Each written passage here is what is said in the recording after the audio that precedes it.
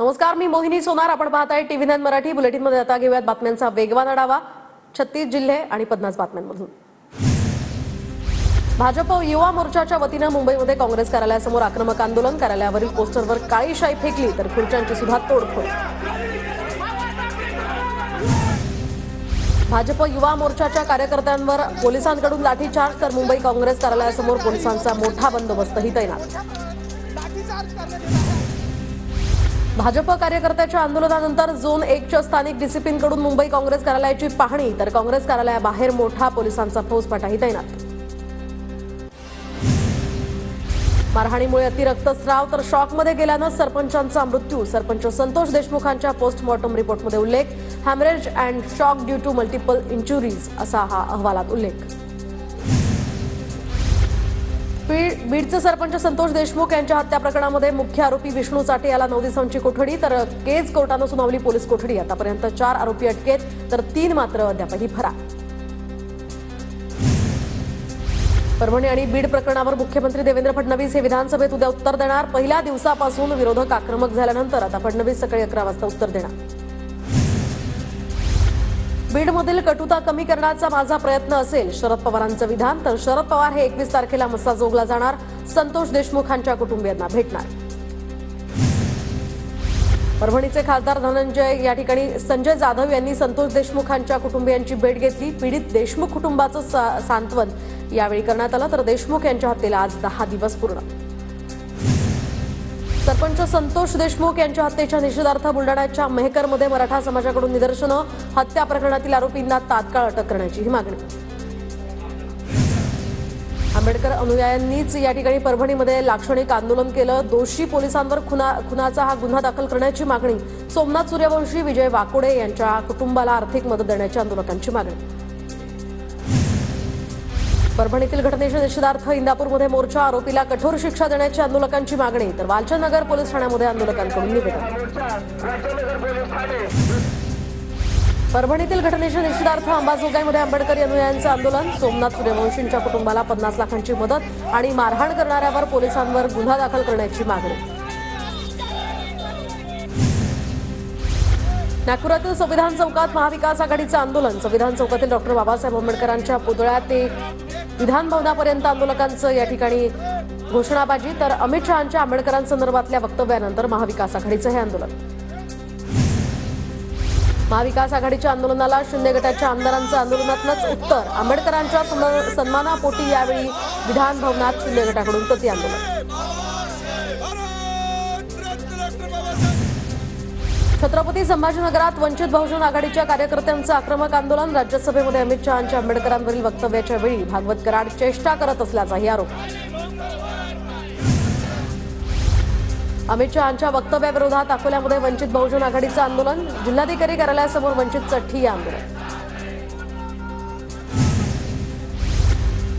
मुंबईमध्ये सीएसएमटी स्थानकासमोर वंचितचं आंदोलन. प्रकाश आंबेडकरांच्या नेतृत्वात शहांनी आंबेडकरांसंदर्भात केलेल्या वक्तव्याचा निषेध करत आंदोलन. मार्करवाडीमध्ये बॅलेट पेपरवर मतदान करण्यासाठी लोकांना धमकावलं गेलं. लोकांना धमकावल्याची ऑडिओ क्लिप सुद्धा आमच्याकडे.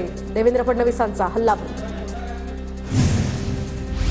मार्करवाडीवरून मला शरद पवारांचं आश्चर्य वाटलं. शरद पवार हे पहिल्यांदाच ईव्हीएमवर बोलले. फडणवीसांचं वक्तव्य तर निकाल विरोधात गेला की ईव्हीएम.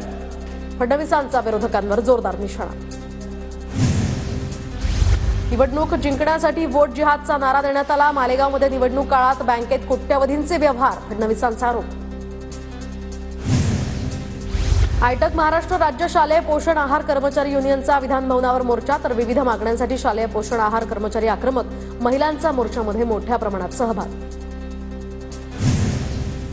समग्र शिक्षा करार कर्मचाऱ्यांचा विविध मागण्यांसाठी नागपूर विधान भवनावर मोर्चा तर खंजेरी वाजवत यावेळी गाणं म्हणत आंदोलकांनी मागण्या मांडल्या.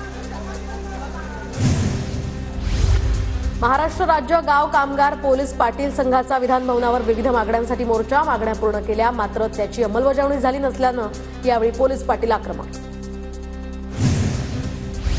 वर्धा जिल्ह्यातील 316 ग्रामपंचायतींचे सरपंच पदाच्या आरक्षणाची सोडत काढली गेली तर जिल्ह्यातील 8ही तालुक्यांमध्ये सोडत काढली.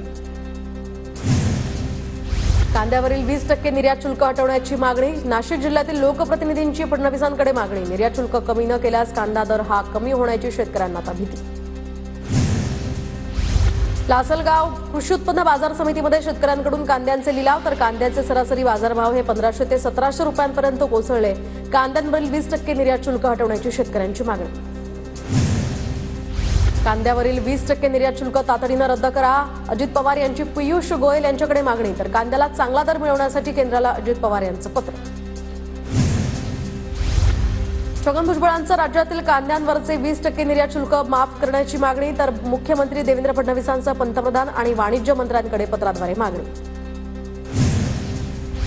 एफआरपीसह अन्य प्रकरणं आता अनेक वर्ष न्यायालयामध्ये पडून असल्यानं शेट्टींचा संताप. तर न्याय द्यायला वेळ लागत असेल तर यांनी सुद्धा 3 टप्प्यांमध्ये पगार द्या. सर्वोच्च आणि उच्च न्यायालयाच्या मुख्य न्यायमूर्तींकडे शेट्टींची मागणी. ऊसाच्या एफआरआयमध्ये वाढ करण्याचा केंद्र सरकारचा निर्णय. शेतकऱ्यांसह साखर उद्योगांना यामुळे दिलासा मिळणार. शरद पवारांकडून पंतप्रधानांना साखरेच्या विक्री दरात तातडीनं वाढ करण्यात आली होती मागणी. अकोल्यात शिवशाही बसचा ब्रेक फेल. चालकाच्या प्रसंगावधानामुळे मोठा अनर्थ टळला. ब्रेक निकामी झाल्यानंतर चालकानं बस थेट बंद पडलेल्या पेट्रोल पंपात घुसवली. पुण्याच्या पवना धरण परिसरामध्ये वाहतुकीत बदल करण्यात येणार. 30 डिसेंबर मध्यरात्रीपासून ते 31 डिसेंबरच्या मध्यरात्रीपर्यंत वाहतुकीत बदल होणार. तर नववर्षानिमित्त पर्यटक मोठ्या संख्येने येत असल्यामुळे ही खबरदारी. अपघातग्रस्तांना गोल्डन अवर्समध्ये उपचारासाठी आता मदत मिळावी यासाठी विविध आस्थापना संस्थांबरोबर खालापूर तालुक्याचे तहसीलदार अभय चव्हाण यांच्याकडून आढावा बैठक. अपघातग्रस्तांसाठी स्वमालकीची अँब्युलन्स सेवा उपलब्ध करून देण्याचंही आवाहन. लोणावळ्यामध्ये सोनसाखळी चोरीच्या घटनेत वाढ. सोनसाखळी चोरांचा बंदोबस्त करण्यासाठी आता मागणी. तर पोलिसांची पथकं सुद्धा आता सज्ज. पायी फिरणाऱ्या महिलांनी काळजी घेण्याचं पोलिसांकडून आवाहन. पुण्यातील भोर तालुक्यामध्ये काही दिवसात मांढरदेव इथल्या श्री काळेश्वरी देवीची यात्रा. तर अप्पर पोलीस अधीक्षक गणेश बिराजदार यांच्याकडून तयारीचा आढावा. यात्रेला देशभरातून लाखो भाविक लावतात हजेरी. करमाळा तालुक्यामध्ये कुकडीचे रब्बी आवर्तन सुरू. तर आमदार नारायण पाटील यांची माहिती. रब्बी पिकांसाठी डावा कालवा आणि चिलवडी या शाखांमधून आवर्तन सुरू झाल्यामुळे शेतकऱ्यांमध्ये आनंदाचं वातावरण. गोंदिया मिरसी विमानतळावरून लँडिंग आणि टेक ऑफ करण्यासाठी सुविधा सुरू होणार. तर ILS या प्रणालीचं काम पूर्ण. DGCAच्या टीमनं पाहणी केल्यानंतर विमानतळावर नाईट लँडिंग सुरू होणार. सांगली जिल्हा मध्यवर्ती बँकेकडून थकबाकीसाठी वसुली मोहीम. तर जिल्हा बँकेकडून 60 कर्जदारांना जप्तीची नोटीस. पुण्याच्या हिरडोशी खोऱ्यातील वीज पुरवठा सुरळीत करण्यासाठी महावितरणच्या कर्मचाऱ्यांची कसरत. डोंगरावर 1.5 तास पायपीट करत कर्मचाऱ्यांनी अंगाखांद्यावर नवीन पोल उचलून नेला. जळगावच्या चाळीसगाव तालुक्यामध्ये वरखेडे प्रकल्पासाठी 250 कोटींचा निधी मंजूर. तर शेतकऱ्यांना सिंचनासाठी पाईपलाईनद्वारे थेट पाणी मिळणार. नांदेडमध्ये राष्ट्रीय महामार्ग क्रमांक 361 वर रस्त्याचं काम अपूर्ण असताना टोलनाका सुरू. काम अपूर्ण असताना टोल वसुली सुरू केल्यामुळे प्रवाशातून संताप. जळगावातील कापूस आणि सोयाबीन उत्पादक शेतकरी खरीप हंगामातील नुकसान अनुदानापासून वंचित. 30% अधिक शेतकऱ्यांना अद्यापही अनुदान मिळालं नाही.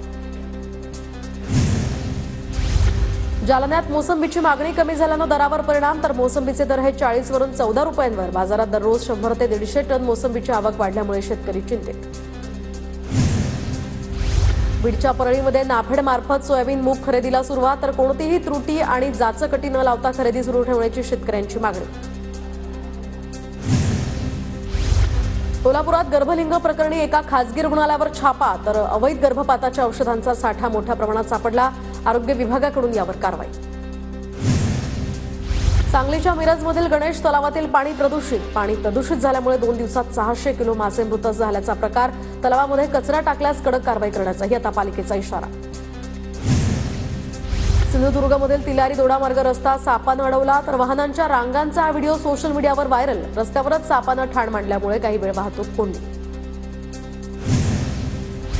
भंडारा जिल्ह्याच्या सिहोर मार्गावर रानडुकराच्या हल्ल्यात सेवानिवृत्त मुख्याध्यापकाचा मृत्यू. परिसरात वन्य प्राण्यांमुळे होणाऱ्या अपघातात वाढ. उपाययोजना करण्याची स्थानिकांची मागणी.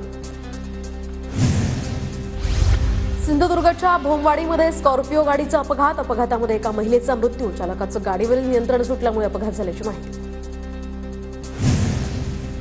भंडारा जिल्ह्यातील अनेक आठवडी बाजारातनं मोबाईल चोरीचे प्रकार. देव्हाडा बुद्रुक इथल्या आठवडी बाजारात मोबाईल चोरास नागरिकांकडून चोख.